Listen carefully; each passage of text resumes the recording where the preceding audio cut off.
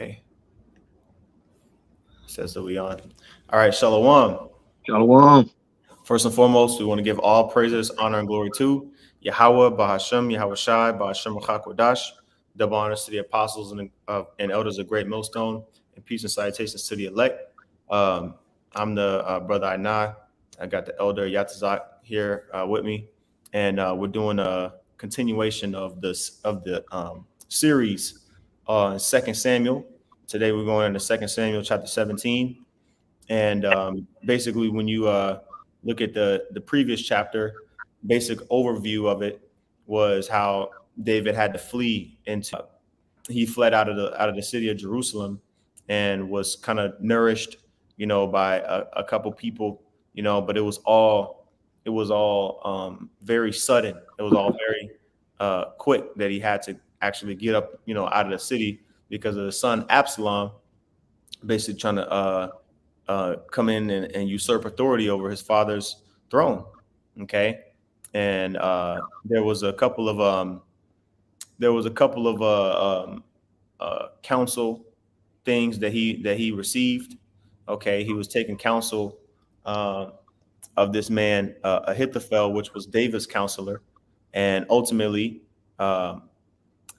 Ahithophel told him to go in, unto his father's concubines in front of all Israel, and to basically put his father, to shame and show that, he was against his father. Okay, and the scriptures say that there's nothing that there's no glory in the shame of your father, if we paraphrase it. Okay, but basically in doing this, it showed that Absalom was completely gone off, and that he was not returning back. He wasn't reconcilable, even after all the things that he had done prior to this. So without further ado, we're gonna go ahead and get to the lesson, and Lord willing, it's edifying. Let me see if I can find the scripture real quick. It's in let me see here. It's in the Apocrypha.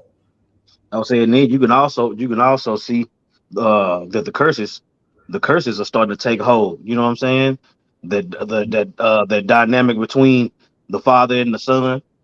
The Lord told David he was going to punish him. You know what I'm saying? And David knew what it was. So at the end of the day, when you look at how Absalom was acting, when you look at how he was acting, that don't seem like a son of David. Right. But it just goes to show you that all your kids not going to be in the truth. All your kids not going to be on point like that. You know what I'm saying? This is one of several examples. But the thing is, what you want to keep in mind, you always want to stop and think about, okay, what is the Lord doing? And King David always did that. You know what I'm saying? He understood why he was going through what he was going through, even though it was painful. You know what I'm saying? But he never turned against the Heavenly Father. Right. That's right. I got that precept as well. This is Sirach chapter 3 and verse 8. It says, honor thy father and mother both in word and deed, that a blessing may come upon thee from them. You see that? Now, when it comes to the curses, that's definitely out. Yeah. You see, this is one of the commandments that's being broken. Honor thy father and thy mother. You got it. Yep. It says in verse 8, it says that a blessing may come upon thee from them. It says, verse 9, for the blessing of the father establisheth the houses of children. And it says, but the curse of the mother rooteth out foundations. It says, glory not in the dishonor of thy father, for thy father's dishonor is no glory unto thee. See?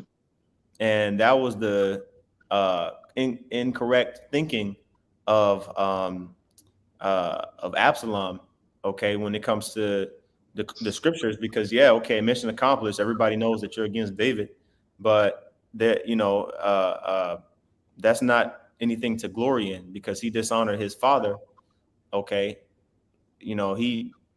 everybody knew, okay, this guy Absalom, he's ruthless. You know, it wasn't the same glory that David received when he assumed the throne. Okay, Right. Absalom usurped authority, and David, you know, he was given it kind of like just freely. You know, he didn't try to take the crown from King Saul. I would say predestination played a role. You see, Absalom had to do all that stuff and fall out of favor to one as part of the punishment of David. You know what I'm saying? Mm-hmm. But then it was also set up that Solomon was going to be the king that was going to rule after David. Yep. So you see in all these moving parts. I would say the Lord was moving. The Lord was moving on Absalom while Solomon was growing up. Mm-hmm. Yep. You know what I'm saying? Yeah. Yeah, because Solomon was born by this time, right? Yeah, he was born. Yep. Yeah, he was born by this time, right? So while Solomon growing up, getting groomed and all these different things to be the next king, you know, all his brothers was falling off. You know what I'm saying? You had the one that did what he did with Tamar, and you had Absalom, Mm-hmm. and you had another few. You know what I'm saying? Mm-hmm. The Lord was moving all those parts around for multiple purposes. Yep. You got it. Yep. All right, so let's go ahead and start here in 2 Samuel 17 in verse 1. All right, it says, moreover, Ahithophel said unto Absalom. So this is after Absalom went into David's concubines, his father's concubines. All right, this is the next counsel that Ahithophel gave to Absalom. It says, moreover, Ahithophel said unto Absalom, let me now choose out 12,000 men, and I will arise and pursue after David this night. It says, and I will come upon him while he is weary and weak-handed, and will make him afraid. And all the people that are with him shall flee, and I will smite the king only. It says, and I will bring back all the people unto thee. The man whom thou seekest is as if all returned.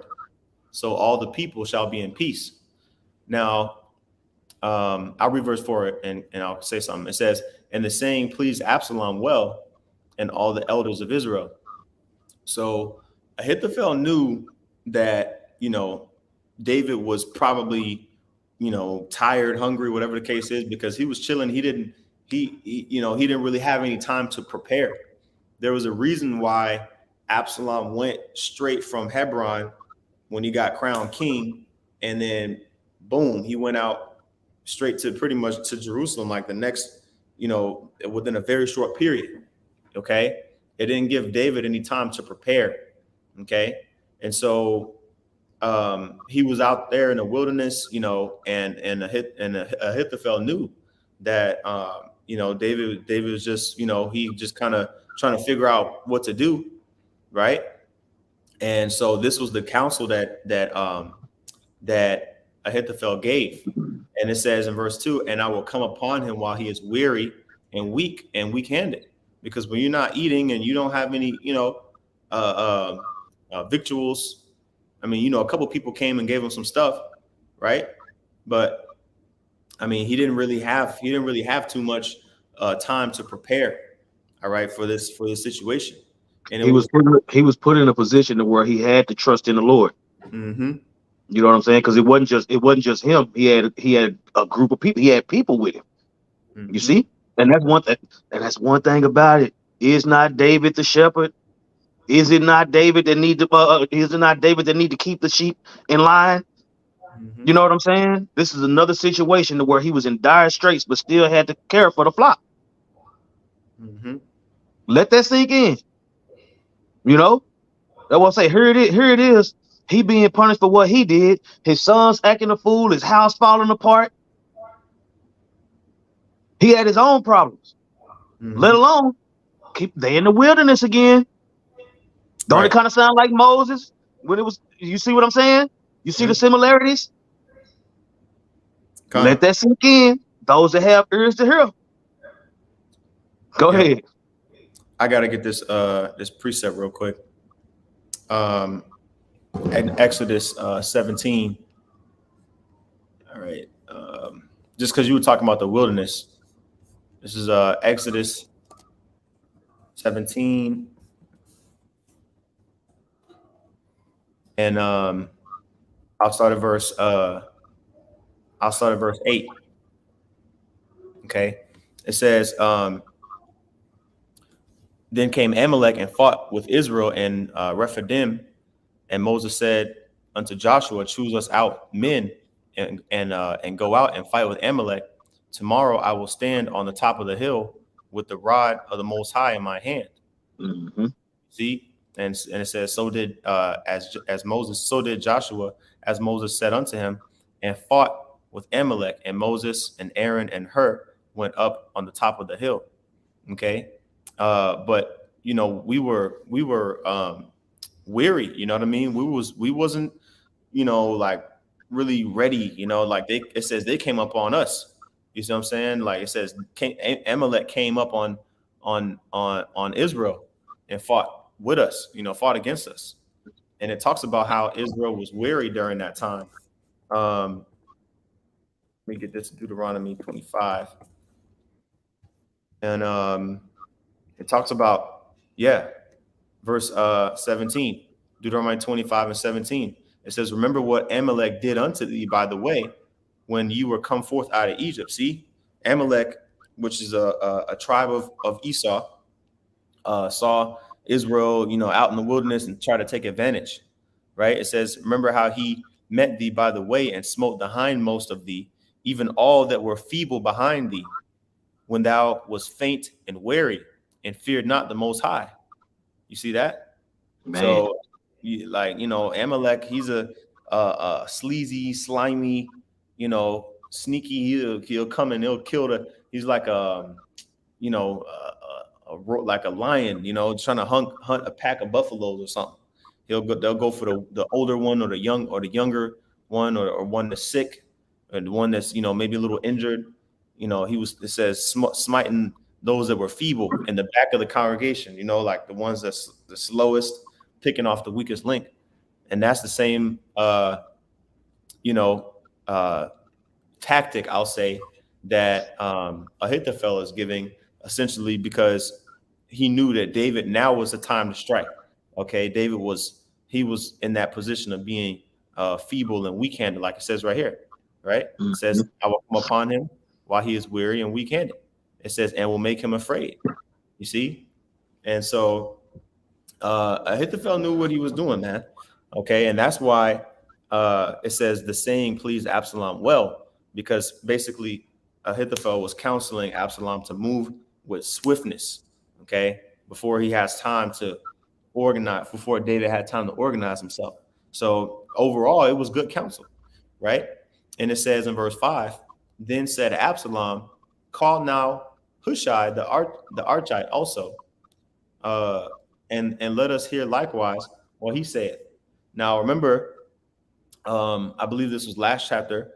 It talked about how Hushai became affiliated with let me see here, with Absalom. Yeah, you see, in the previous chapter, it talks about how Hushai came in 2 Samuel 16 and 16, right? He came and said he was flattering Absalom, saying, "Hey, God save the king, God save the king," right? And Hushai was like, "Nah, I'm loyal to you, and you know I'm loyal to you. You were servant of the Lord, Absalom. I'm loyal to Israel. I'm loyal to you, right?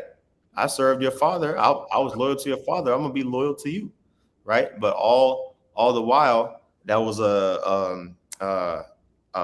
equalization. Yes, yeah, it was a ploy. It was a ploy for Absalom to believe, for Absalom to believe Hushai, okay, and basically, you know, that it worked, because even when you go back, I think chapter 15, there was that conversation between Hushai and King David, you know, because Hushai wanted to join David. He was like, "Look, man, I want to go out in the wilderness with you, man. I don't know what your son got." Like, he was loyal. He was being sincere. Hushai, talking about Hushai, but David was like, "You know what, Hushai, if you really want to help me, bro, you know, you could go and pretty much tell me what's going on in the city, you know, and Hushai agreed to that. So fast forward into where we at now. Okay, just kind of give a synopsis because it is a continuation of events. Now, right, you got 2 Samuel 17:5. Absalom said to Hushai, it says, "Call now Hushai, the Archite, also, and let us hear likewise what he said."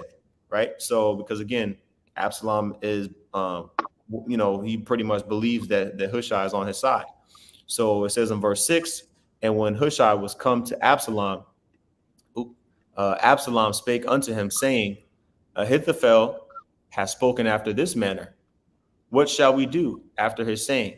Or excuse me, shall we do after his saying? If not, speak thou. So basically, Absalom said to Hushai, like, you know, this is what Ahithophel counseled us to do. You know, what you think? What do you think we should do? You know, do you agree? You know, we think it's a good idea. What do you think we should do? Right. And if you don't think it's a good idea, then, you know, tell us what you think that we should do instead. And it says, actually, let me see if there's something on this. Okay, you know what? I'm gonna read what Hushai says, and then we'll go to the commentary. God. This is 2 Samuel 17 and verse 7. And Hushai said unto Absalom, the counsel that Ahithophel hath given is not good at this time. So Hushai basically disagreed. Okay, but it's going to go into it more. It says, for said Hushai, thou knowest that thy father and his men, that they be mighty men, and they be chafed in their minds, as a bear robbed of her whelps in the field. And thy father is a man of war, and will not lodge with the people. Right. And for edification, we can get that that word chafed real quick. So this is Hushai's counsel. Okay, that word is Strong's H4751, mar. Okay, which means let's see here, bitter of water or food, bitter of pain. Let's see here, figuratively, bitter. Let's see, angry. All right. They was on edge like a motherfucker. Yeah, chafed, discontent. Your pop's a man of war, bro. That's a terrible idea, bro. Your pop's a man of war. Him and his men after they pissed off. I don't think that's wise. They was chafed. That's what I'm saying. A bunch of chafed mighty men, headed by the king. You sure about this, bro? Yeah, that's this is what I was looking for here. It says bitter of feeling, temper. Okay, a fierce men of temper. You know, like a bear robbed of whelps. Like basically like a bear. You know, a mother bear trying to protect her her baby bear. You know what I'm saying? Her baby cub. But y'all say, you know how a bird got his prey, and it's eating. And then you come and just snatch the food away from the bird. Oh, he finna be hot. He finna be hot, and birds will chase you. Oh yeah. You know what I'm saying? So yeah, you about to run up. You about to run up on a buzzsaw, man. Yeah. So they were like, you know, so Hushai, he was painting that picture. He was like, man, look, you think this is gonna be some easy shit if you want to, you know, right? It says, behold, right? Oh, actually, I'll read the middle of verse 8 again. It says, and thy father is a man of war and will not lodge with the people. So he's saying, look, you know, your dad already knows what you're trying to do. Like, he already knows you're coming for him. He ain't even gonna be with the people. You find them, he ain't even gonna be there. He gonna be solo, you know, and then when he hear the commotion, then he gonna go off on his own. He gonna make you work for it. Yeah, you know, this is what Hushai is saying, right? So you picture in their minds, and we're gonna finish the counsel here. It says, verse 9. It says, behold, he is hid now in some pit or in some other place. And it will come to pass when some of them be overthrown at the first, that whosoever heareth it will say, there is a slaughter among the people that follow Absalom, right? And basically he's saying, look, if you try to go in and, go in, amongst the camp, they're going to fight against you. They're not going to go down easily. They're going to start to like a bee trying to protect the queen, a bee, beehive trying to protect, like they're going to fight. Or ant pile, you step on an ant pile, them niggas ain't going to just move peaceably. They're going to attack, right? And it says that whenever y'all go into the camp, the people are going to say, hey, they're fighting. And then basically it says in verse 10, and he also that is valiant, whose heart is as the heart of a lion, shall utterly melt, right? So this is what Hushai was saying. Basically, he was telling them, you're gonna have to go aggressively, right? You're gonna have to overthrow them. You see? And it says, and he also that is valiant, whose heart is as the heart of a lion, shall utterly melt. For all Israel knoweth that thy father is a mighty man, and they which be with him are valiant men. Okay. It says in verse 11, therefore I counsel that all Israel be generally gathered unto thee, from Dan even to Beersheba. Okay. And when you see this, from Dan even to Beersheba, that basically mean from the north all the way to the top to the south. You're gonna have to gather a huge army, right? It says, as the sand that is by the sea for multitude, and that thou go to battle in thine own person. Yeah, because again, Ahithophel, he just chose out 12,000 men. You know what I mean? Which was probably enough. You know what I'm saying? They would have outnumbered them. But Hushai is saying, nah, you need more, bro. You need way more, and we're gonna have to take all of them out. Right? Yep. I'll be right. I'll still hear you. Okay, kind. So it says in verse 11 again, it says, as the sand that is by the sea for multitude, and that thou go to battle in thine own person. So he's saying, look, you're gonna have to go and lead the charge, right? It says, so shall we come upon him in some place where he shall be found, and we will light upon him as the dew falleth on the ground. Yeah, so he's saying, look, we're gonna go in, we're gonna have to be super, super deep, and we're just gonna have to just comb through the land. We can't send no small, unit, right? We can't send no small unit to scour through the land and try to find them. We're gonna have to just comb through all of it with a big multitude of men, and whoever finds them, since he's gonna be by himself most likely, or with a small group, right? We're gonna have to overtake him, outnumber him, right? And it says, and of him and of all the men that are with him, that are with him, there shall not be left so much as one. It says, verse 13, moreover, if he be gotten into a city, then shall all Israel bring ropes to that city, and we will draw it into the river until there be not one small stone found there. So Hushai is, playing the role of, somebody that's completely against David and is willing to, take David out at all costs, right? And saying, look, even if he fled into a city for refuge with walls and everything, look, we're gonna take that city down. They're gonna have to go down with him. You see what I'm saying? And all right, I'm gonna read this verse and then I'm gonna go to the commentary. In verse 14. This some Game of Thrones type stuff before Game of Thrones. Yeah, exactly. Yeah. And we'd be, all into them type of movies. But yo, man, this is all come on, this is detail. I was gonna make that's another thing to show you that they ain't the people, man. Yeah. You would think that if they were the chosen people, that they would make more movies about their forefathers and their foremothers instead of trying to get everybody convinced that you can control Superman and all these characters. Right. You know what I'm saying? You'll be like, forget about Superman. You'll be like, no. We those people in the Bible. We was the one flying around. We was the one that's mighty and doing all these things. You never heard nothing. Yep. You never heard nothing. They don't glorify the Israelites because they're not the Israelites. Go ahead. Yep. It says, was that in Psalms 50, Psalms 55 or Psalms 51? Thou thoughtest thou was altogether such a one as thyself. You know, the Most High is not on these people's side, man. You see?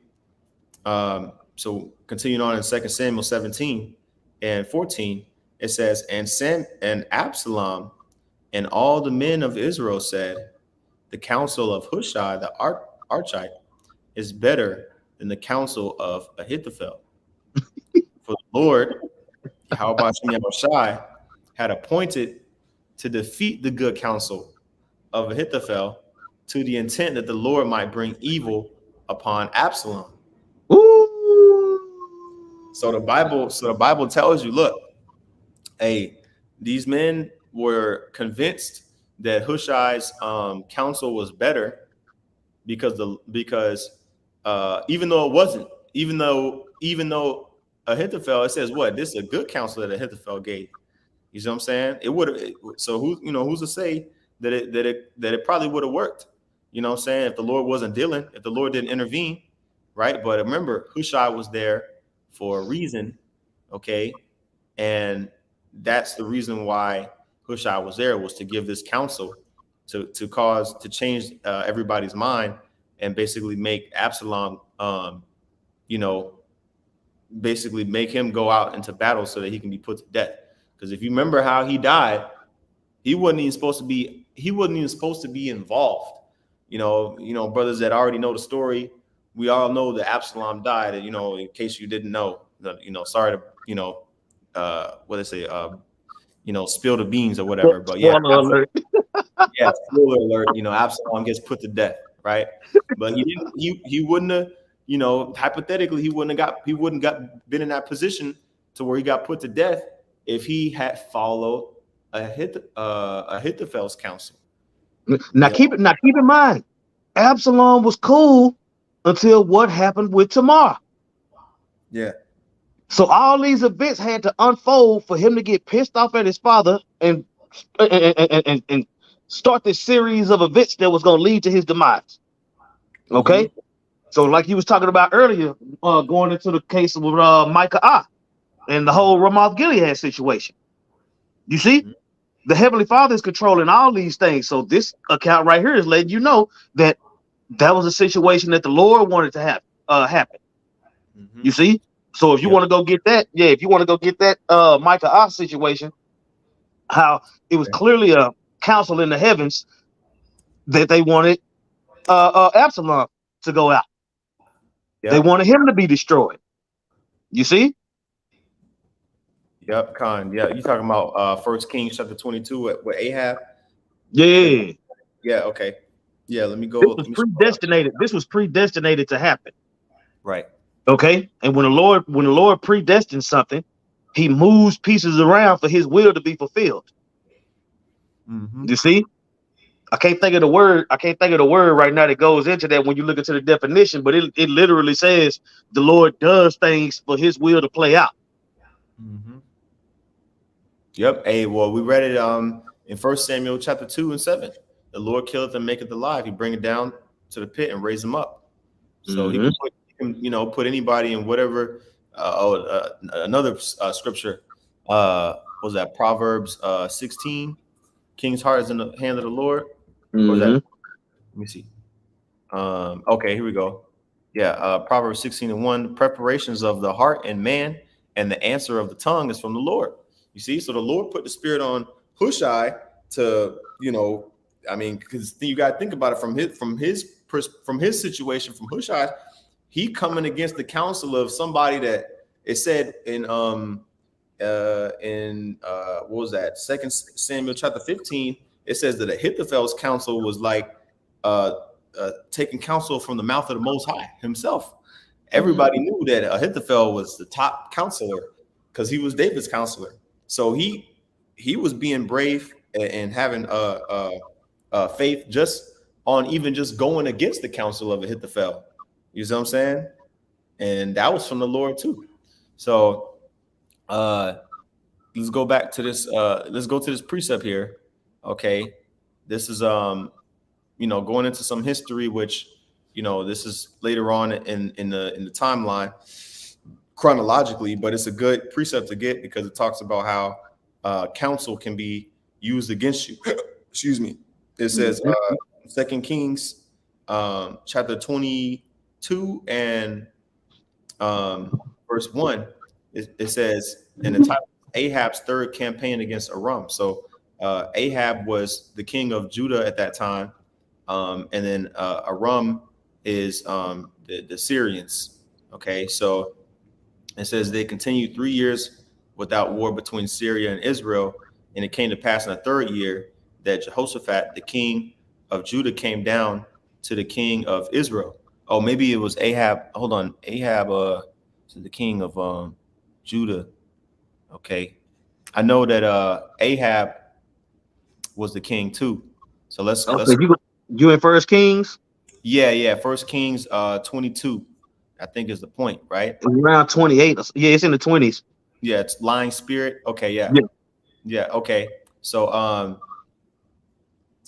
okay, so maybe Ahab. Okay, so I wonder, was Ahab? I'm gonna have to look and see if maybe he was a Northern Kingdom king. I thought he was Southern Kingdom, but either way, it says 2 Kings 22 and 19.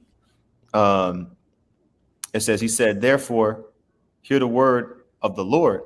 I saw the Lord sitting on his throne, and all the hosts of heaven standing by him on his right hand and on his left. That's what I'm saying. You got the righteous angels on the right. You see, you got the evil angels on the left. Yahawashi heading up the angels on the right hand. You see, he's heading up. Satan is heading up on the left hand side. You see, because it's order in the heavens. You see, and the Lord let the angels know what he wanted done, and then you're gonna continue to read. Yep. Okay. It says in verse 20. It says, verse 20. It says, "And the Lord Yahawah, Bashem Yahawashi, said, who shall persuade Ahab that he may go up and fall at Ramoth Gilead?" And persuade. Who shall persuade Ahab? You see, he talking to the angels in the heavens, dictating what's going on the earth. You see, go ahead. Yeah. Okay. And clarification, Ahab was the king of Israel. He was the king of the northern kingdom. All right. So going on, it says in the middle of verse 20, and said on this manner, and and one said on this manner, and another said on that manner. Okay, so you got angels answering the Lord, saying, okay, who's gonna go up and persuade Ahab so that he can get put to death, right? And it says in verse 21, and there came forth a spirit and stood before the Lord and said, I will persuade him. And the Lord look up that word. Look up that word spirit. Okay. And there came forth a spirit.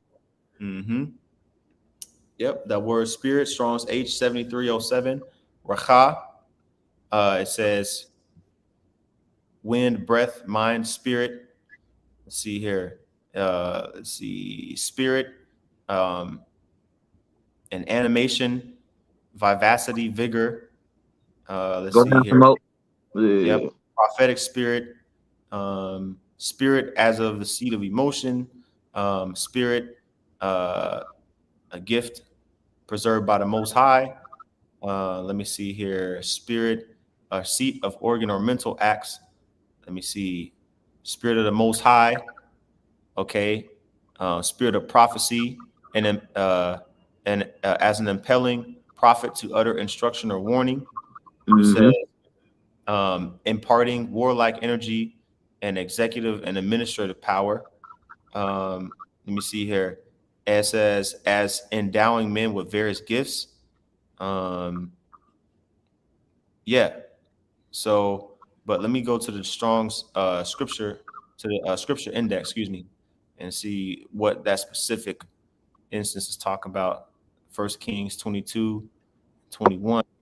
It says, inciting to deeds of frenzy.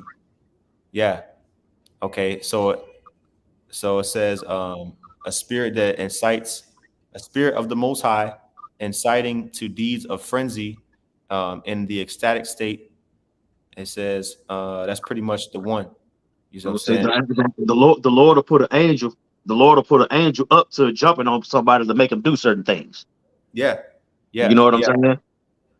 Yeah. Says who had resisted his will. The reason why you can't resist the will of the Heavenly Father is because he's totally in control. Mm-hmm. You know? I want to say somewhere in the definition it says something about spirits and bodies, or in the spirit of man, or something like that, but we can keep on going. Yeah, because basically he had prophets. Ahab had prophets of Baal. He had, they weren't prophets of the Lord, they were false prophets. So, these when these false prophets would prophesy, they would, kind of, if you want a reference, you can go watch like a Christian pastor, jumping up and down, how they get ecstatic, like it says here, right here, inciting deeds of frenzy in an ecstatic state.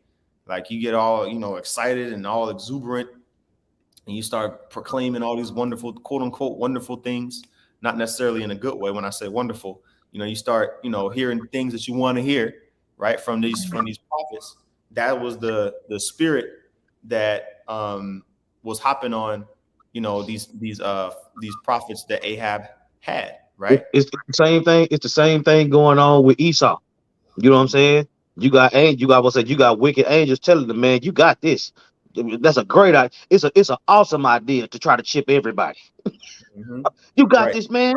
You know what I'm saying? Can't nobody come up against your sword, man. You got this, baby. Right. And he like, yeah, fuck that shit. Yeah, I do got this. Mm-hmm. Go ahead. Right. Yep. So it says in verse 22, and the Lord said unto him, wherewith? So this is the Most High talking to the spirit that said he's going to go up and persuade Ahab, right? It says, and he said, I will go forth and I will be a lying spirit in the mouth of all his prophets. Okay. It says, and he said, thou shalt persuade him and prevail also. Go forth and do so. You see? So handle that. Yeah. So, all right. He was like, all right, you know what? That's a good idea. The Most High already knew what was going to happen anyway, but just the whole depiction of this thing, right? Being told to, who was this? Jehoshaphat. Okay. It says that the Most High said that it was a good idea. You're going to go forth and you're going to do so. Okay. And so it says, now therefore, behold, the Lord hath put a lying spirit in the mouth of all these thy prophets, and the Lord hath spoken evil concerning thee. Okay, so yeah, this is Ahab. So actually, yeah, so it was Ahab that was being told exactly what was going to happen. Okay, and ended up happening. Okay, and goes further into it and says that one of Ahab's servants went and smote Micah in the cheek, and basically was like, okay, how dare you prophesy evil against against us? And that's the thing. We brought that out to show that the Lord wanted Absalom to get jacked up, so he moved pieces to where he could get jacked up. Mm-hmm. It's even, I'll say, matter of fact, the Lord even did it with King David with the whole numbering Israel situation. You see, the Lord was so mad at Israel that he sent Satan on King David to number Israel just so he can kill him. You know what I'm saying? When King David numbered Israel and he wasn't supposed to, you know what I'm saying? The number that they brought to him was just enough for the Lord to do what he wanted to do from that point. Because he jacked up a lot of Israelites from that point. You see? So he had Satan jump on David and had David numbering Israel. David knew that was out of pocket. It didn't even tell you that soon as David got the number, the Satan left him, and then he was like, "Oh shit," you know what I'm saying? So even King David was subject to those evil angels. You Yep. see? Yep. The Lord wanted to jack up Israel. That's how he did it. Con. Go ahead. Yep. So that was the point on that. First Kings. Now let's get a little bit of the commentary real quick. This is Bridgeway Bible commentary on 2 Samuel 17. It says Ahithophel advised Absalom that he needed to do only one thing to make his throne secure, and that was kill David. All right. So he was like, look, all you got to do, Absalom, just kill David and everything else is going to fall in place. It says, if he did this swiftly without war or unnecessary bloodshed, the people would soon be fully behind him. Yeah. No. So that was the good counsel that Ahithophel gave. Okay. And it says Hushai, wishing to gain time for David to escape and organize his troops, advised against such a risky operation. So what's that word? You have counter intel. What's that military term? Yeah, that's it. Intelligent. Yeah, counter intelligence. Because you have intelligence, which is information on your enemy, and then you have counter intelligence, which is when you're going in and putting misinformation about your enemy, right? Kind of like a double agent, you know what I'm saying? Like Hushai was basically being like a, he was undercover agent, you know what I'm saying? Inner righteousness, you know, the Lord was with David anyway. So, but he was putting that counter intelligence out there, right? So it says, he advised against such a risky operation, for David was a very experienced soldier. So he used some truth to kind of, change, Absalom's mind. It says he recommended that the whole Israelite army be assembled and Absalom himself lead them into battle. And it says, being as vain and as ambitious as he was, Absalom liked this idea and accepted Hushai's advice. It says, so Absalom was, he had demons on him. He was like, man, Absalom was a vain man. He's like, man, you know what? It's a good idea. I'm going to get, all this glory. Everybody's going to know that I'm Absalom, the king of Israel. Everybody. So he was like, you know what? Damn, that's so the demons kicked in on Absalom's head. It was like, you know what? This is a good idea. Right. And so let's continue on here in 2 Samuel. Okay. And remember, if you go back to 2 Samuel 15, basically there was 2 priests that stayed in the city. Okay. And each of them had a son. And basically both of their sons were the ones that would go out in and out in the city and go and tell David what was going on. Right. And so it says in verse 15, then said Hushai unto Zadok and Abiathar the priests, thus and thus did Ahithophel counsel Absalom and the elders of Israel, and thus have I counseled. So basically Hushai told Zadok and Abiathar the priests what happened. So this was in private. He took them to the side, because remember, nobody knew that Hushai was really trying to help King David. Okay, so he had to do this secretly and counsel, right? And it says verse 16, now therefore send quickly and tell David, saying, lodge not this night in the plains of the wilderness, but speedily pass over, lest the king be swallowed up and all the people that are with him. So, Hushai was like, look, I can't leave the city, saying they're going to know that I was, that I'm scheming. So go and send your sons, right? And tell David, go tell David to go out of the plains of the wilderness. Cause I don't know if I had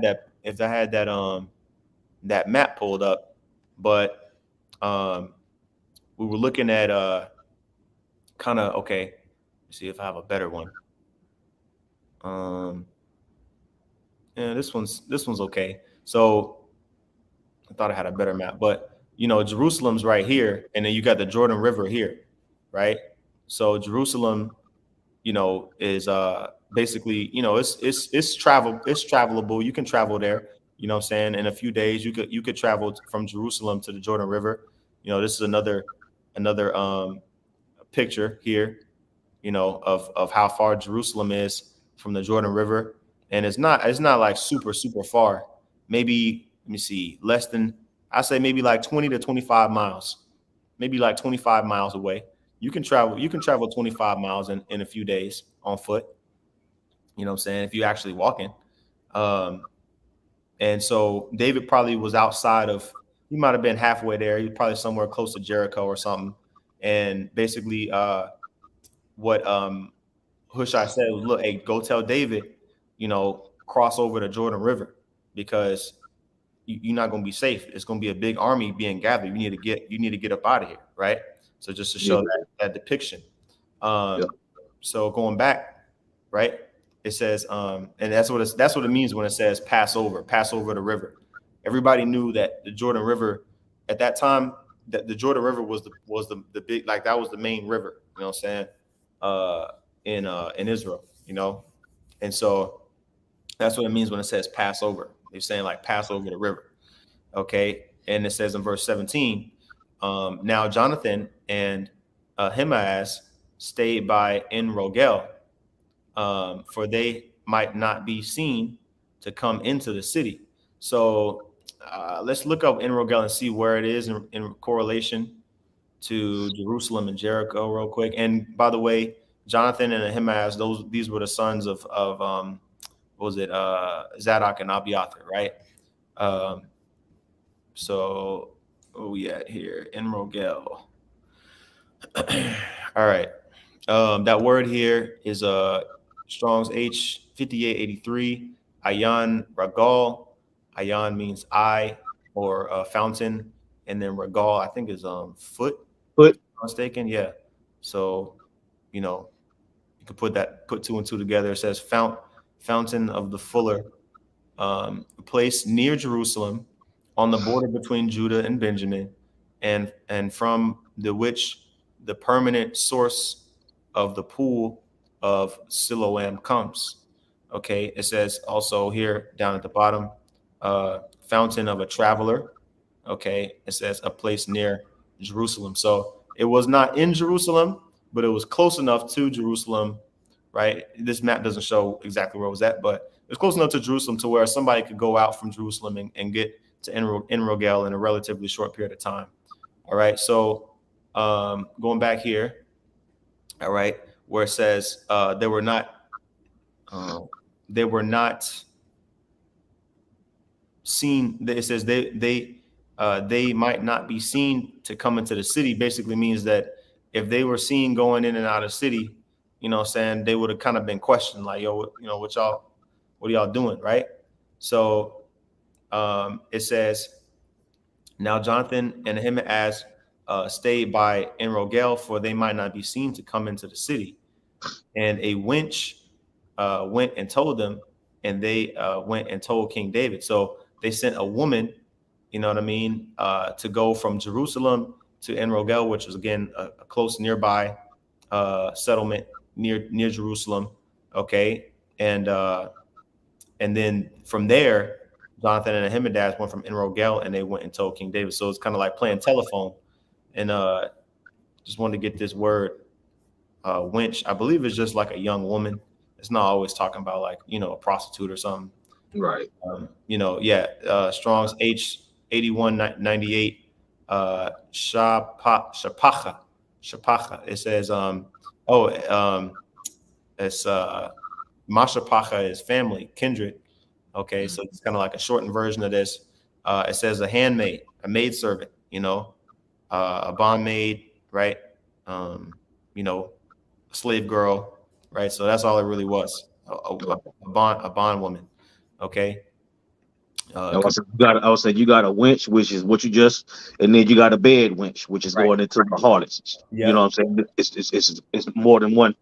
Yeah, just depending on the context. Yep. You hear bed once you think prostitute. When you hear wench, you think young damsel or slave girl. Yep. So they sent the woman out and the servant girl out, and that's how Jonathan and Ahimaaz received the instruction. So when you go to verse 18, it says, nevertheless, a lad saw them. So as Ahimaaz and Jonathan was going out, you know what I'm saying, of the city to go, you know, towards where they knew where David was. It says, nevertheless, a lad saw them and told Absalom. I'll be right back. Okay, Khan. But they went both of them away quickly and came to a man's house in Bahurim, which had a well in his court, whither they went down. So think about, you know, these settlements, and like I said, these couple, you know, cities that are listed here on this map. There's other maps, of course, but I mean, there were way more smaller settlements. These are just the larger ones, you know, the ones that we hear about a lot, you know, Beersheba, right? Hebron, Jerusalem, Jericho, you know, Shiloh, Jezreel, you know, these are the bigger ones. There was way more cities and settlements than this. But on the way from what's the name of that city again? Hold on, let me go back here. On the way from En Rogel to Bahurim, or on the way from En Rogel out to David, there was a man that saw them, you know, and he was loyal to Absalom, so he went and basically snitched on them, right? And they got away, you know. Jonathan and Ahimaaz, they knew that they was gonna have troops, you know, go out and look for them. So what they did was they went, and it says they came to a man's house in Bahurim. Now let's look and see where Bahurim is and get what it means. Okay. All right. This is Strong's H 980 Baharium as a spirit. All right. Baharium.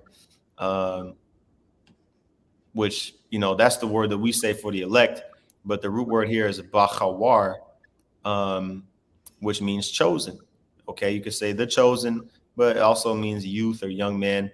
Bachar is really the word for chosen, you know, chosen, choice, elect, right? Elect or to choose. This is really a verb, you know. Bachar it means to choose or to elect. But when you put it in you know, use it as a noun, you know, you could say bachawar, which is also chosen, right? But in this case, young man. Now again, Bahurim or Baharyam is, or you could say Baharwayam. You could also say it like this too. Variant spellings of this word here, Baharwayam. Bachawaryam, it would be young men's village, or you could also say chosen, you know, chosen village, but the young man's village, right? It says a town in Benjamin between Jerusalem and Jericho, beyond the Mount of Olives on the way to Jericho. So when you pull up the map again, it's a town. It wasn't no big, huge city. It was just one of the small settlements on probably like a road, a main travel road between Jerusalem and Jericho, but it was located in Benjamin. So it might have been somewhere, you know, somewhere in here, somewhere, just a little small settlement, nothing too big. And there was a well, right? When you go back to the verse, go back here. It says there was a well, like a water well, like, you know, to get water from, you know. So they came to a man's house in this city, which had a well in his court. Now, we used to apartments shit like this, but back then, what we got going on? Okay. Yeah, we used to apartments and stuff like this, but stuff like that. But back in the day, we actually had land. So people had courtyards, you know, the entrance to a house or whatever. And this man had a well in this courtyard, and they went down. They fled for their life. You know, talking about Jonathan and Ahimaaz. They both went down into this well, and basically some random woman came and it says spread a covering over the well's mouth, and it says and so in that way she helped them out, right? It says a woman came and spread a covering over the well's mouth and spread ground corn thereon, and the thing was not known. So nobody knew, what she did. She came and she was like, oh, damn, these guys running. The Lord put the spirit on her to go, and lay out a mat and put some corn over it so that nobody would know or to look underneath there, right? And so it says in verse 20, when Absalom's servants came to the woman, to the house, they said, where is Ahimaaz and Jonathan? And and the woman said unto them, they be gone over the brook of water.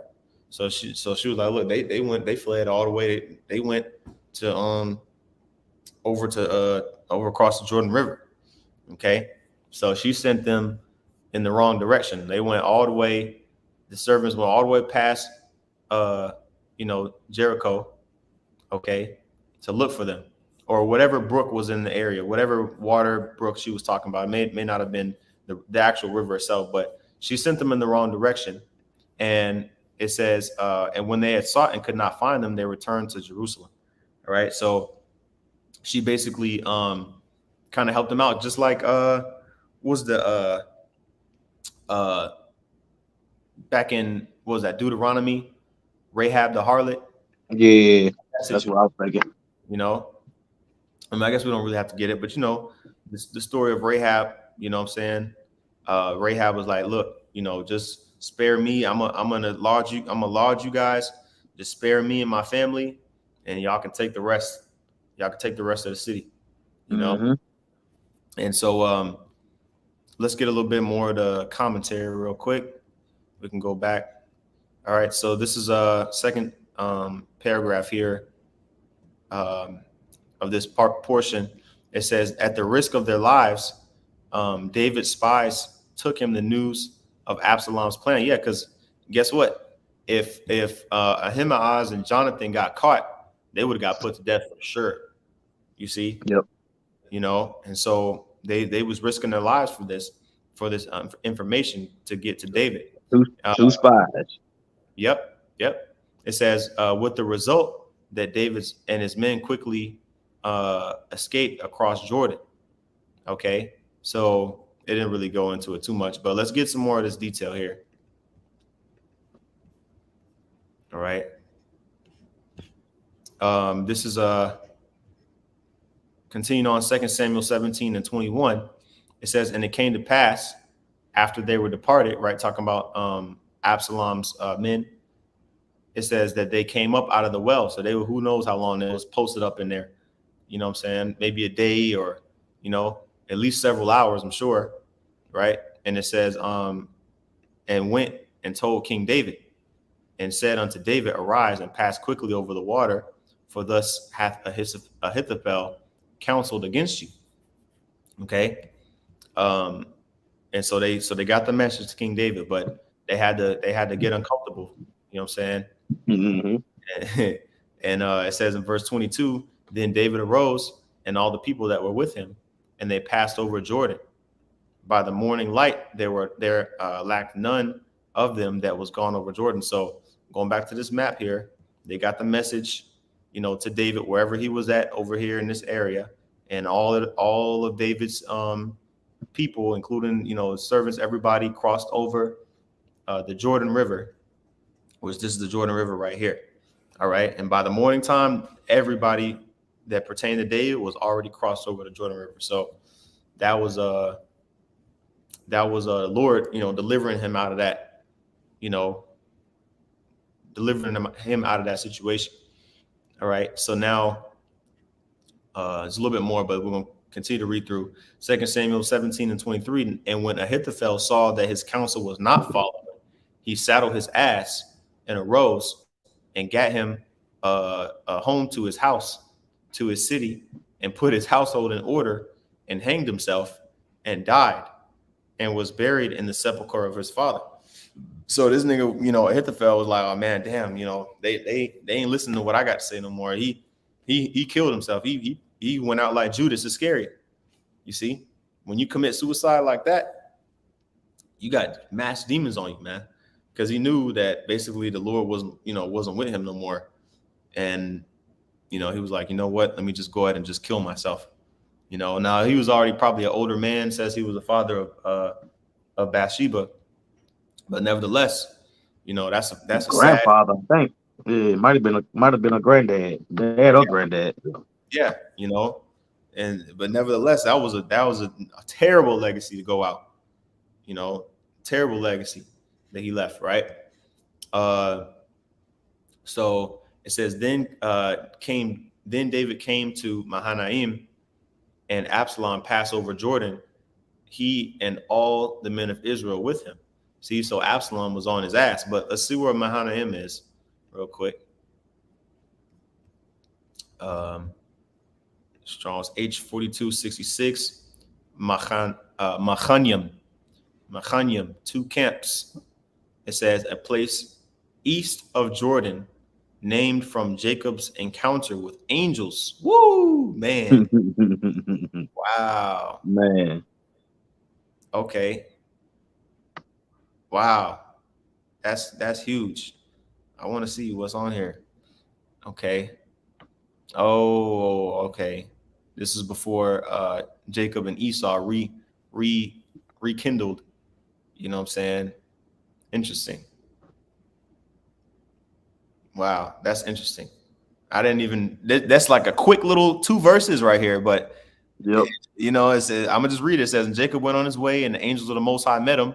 It don't say really what happened, but he met the angels of the Most High, right? So that the Most High, so that Jacob knew that the Most High was with him on his way, back to meet Esau, and he named that place. What was it called? Mahanaim, which is 2 camps. Okay. Interesting. That's your pop. All right. So anyway, a double camp, right? So anyway, going back here, it says, and again, this was a city east of the Jordan River, and Absalom passed over the Jordan River as well, him and all his men and all the men of Israel with him. So this is a huge army crossing over the Jordan River to find David. So they was on his tail. All right. It says, and Absalom made Amasa the captain of the host instead of Joab, which Amasa was a man's son whose name was Ithra, an Israelite, and that went in to Abigail, the daughter of Nahash, sister to Zeruiah, which was Joab's mother. And it says Israel and Absalom pitched in the land of Gilead. Okay, so he switched because he already knew, like, nah, Joab ain't gonna, he ain't gonna really be down with, what I'm saying? He was like, nah, I'm gonna switch the captain of the host. You know what I mean? I'm his son, but he fought too many wars. He's too loyal to now Joab. He had kind of favoritism towards, because remember, he was the one that went to Joab, went to bat for Absalom, by saying, hey, King David, like bring Absalom back, you know what I'm saying? Mm-hmm. But he just was like, nah, this is too much conflict of interest.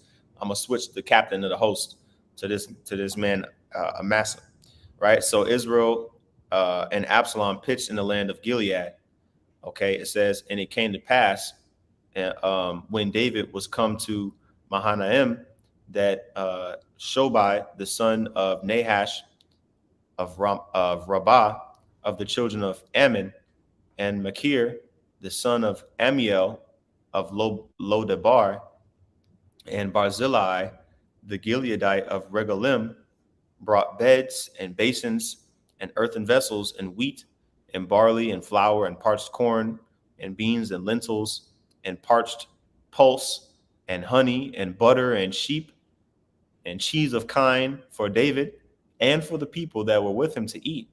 For they said, the people is hungry and weary and thirsty in the wilderness. Now, why would these random Ammonites come and help Israel? especially when David was known for putting Moabites, genocide, putting Moabites to death, putting Edomites to death, putting them in bondage. You see, but the Lord put the Spirit on these individuals that met them. What was it, near in Mahanaim, right? The Lord put the Spirit.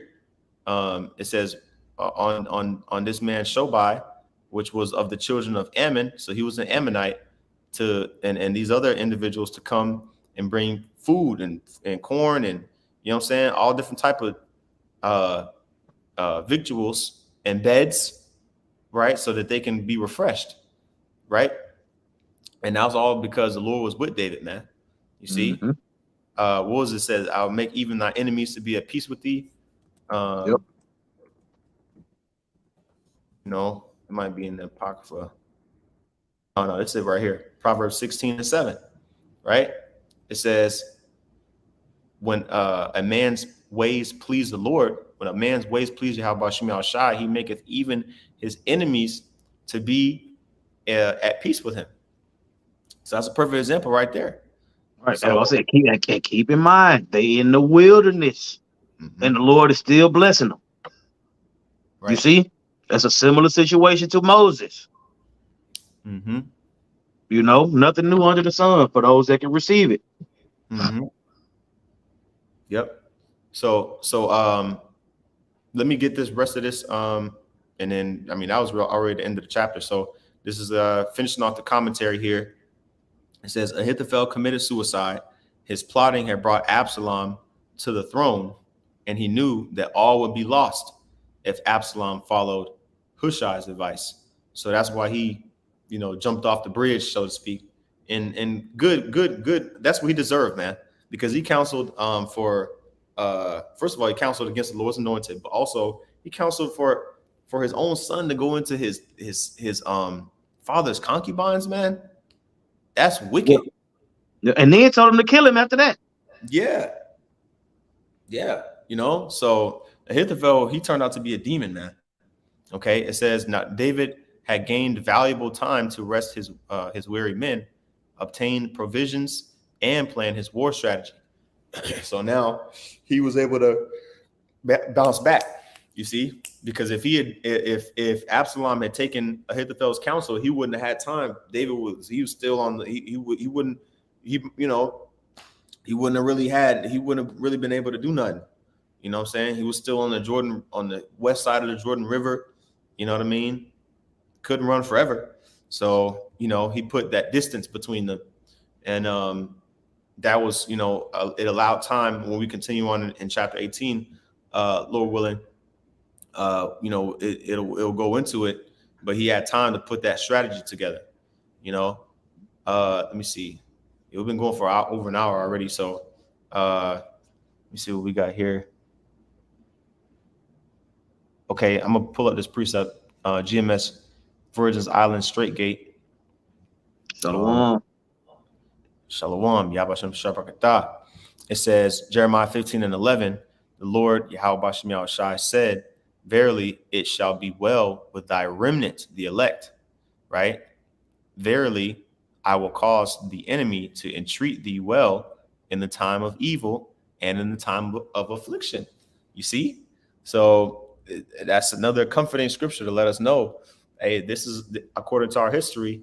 There have been times where, hey, the Lord may put a spirit on, you know, somebody, even not even of the nation of Israel, to help you out. You see, even against. Hey, you remember when the apostles was telling us about the whole 9/11 situation? You know what I'm saying? The Lord put the spirit on a lady Amalekite to go to bat for him. You know what I'm saying? And it was because they works was pleasing to the Lord that they made even the enemies, you know what I'm saying, look out for them. The bomb was dropped, you know what I'm saying? All kind of, the Lord was moving all kind of parts, you know, when that situation happens. Go ahead. Yeah, no, that was it on that precept. And that was pretty much, I mean, that scripture that we brought out in Proverbs, you know, that's the main, you know, precept of this chapter, man, because, you know, I mean, David could have easily, you know, been met with, you know, individuals that was, you know, using the opportunity to take advantage, you know what I mean, of the fact that David was weak, but the Lord put the spirit on them to refresh them, you know what I mean? Because this whole time they sleeping outside. They not chilling in the house, Right. You know what I mean? And they're on the move with barely no food. So yeah, it was definitely a test of faith, you know. Yep. When Moses was in the wilderness with Israel, it was not easy. When David was in the wilderness during this time with Israel, it was not easy.